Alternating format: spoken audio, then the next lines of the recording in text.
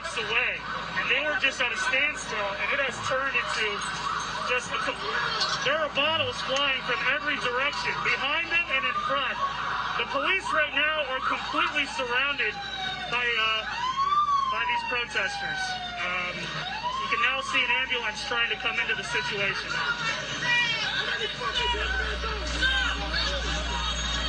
Again, this is a situation. We heard what I imagined.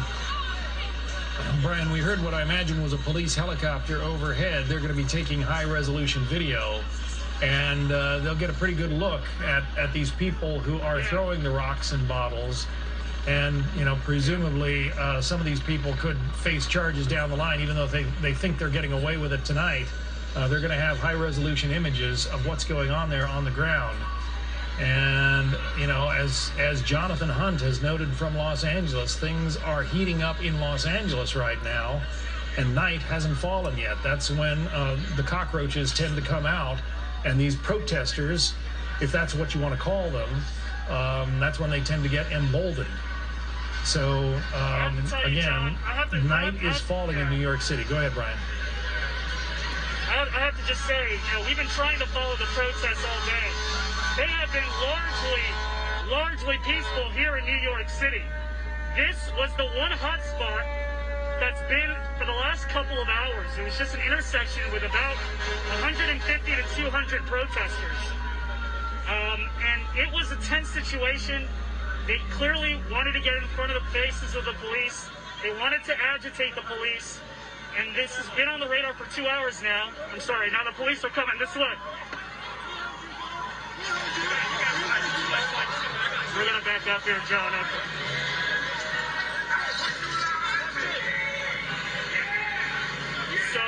So anyway, this was a small group who had been in front of these police and standing off for about a couple of hours before we got here.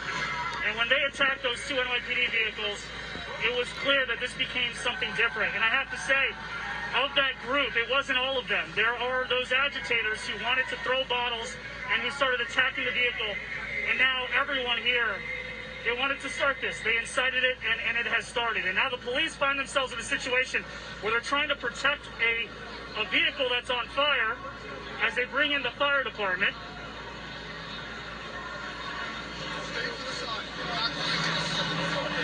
You see that they're trying to take out the fire right now. At the same time, they're protecting these first responders. They're protecting these first responders as best as they can. And you can tell as they try to take out the fire here at this NYPD vehicle. Yeah. New York City Police Department has a great deal of experience in handling crowds like this and demonstrations like this.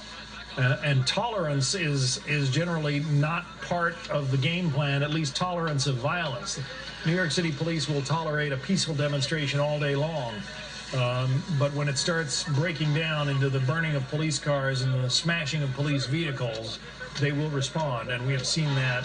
We have seen that tonight. You pointed out, Brian, earlier that the police were essentially surrounded.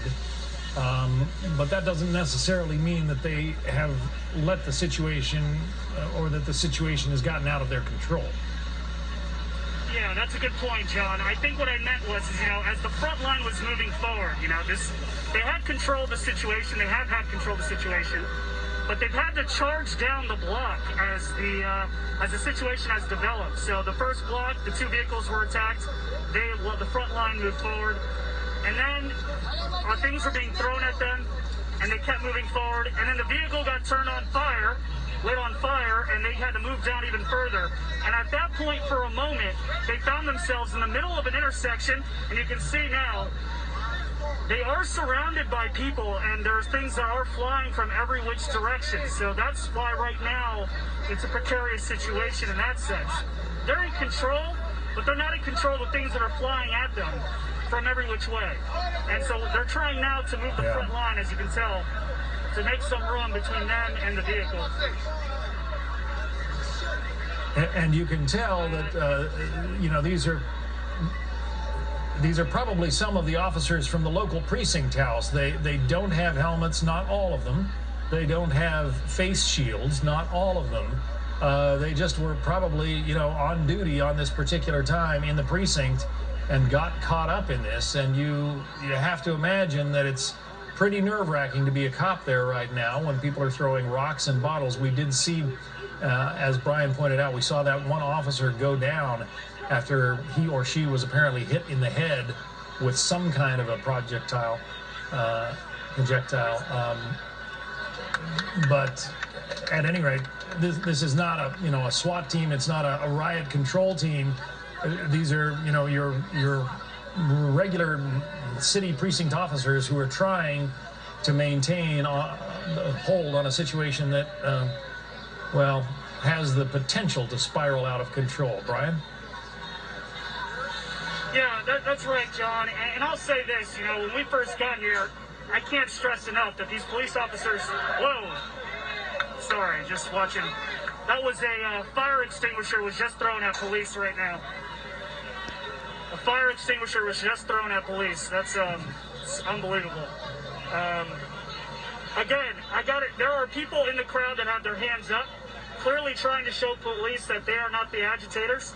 But behind them is where the projectiles are coming from.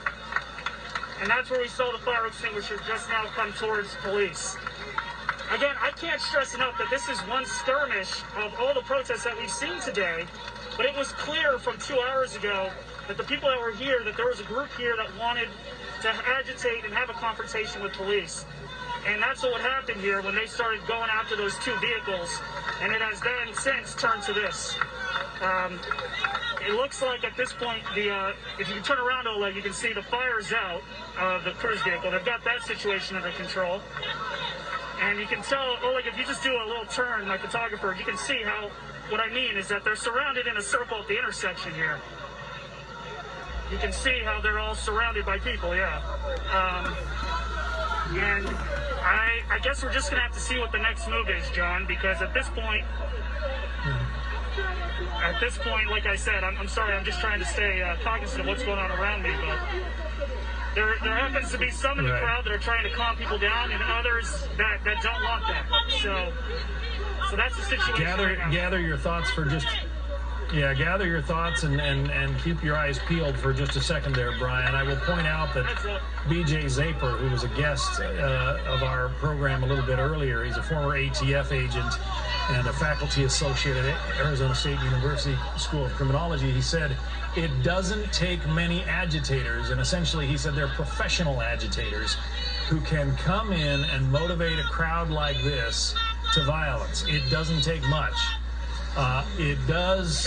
You have the response of this woman who appears to be in medical attire. I'm guessing she's some kind of a nurse or a medical professional. At any rate, she is trying to handle the crowd on her own. And hats off to her, because she seems to be doing a great job of it.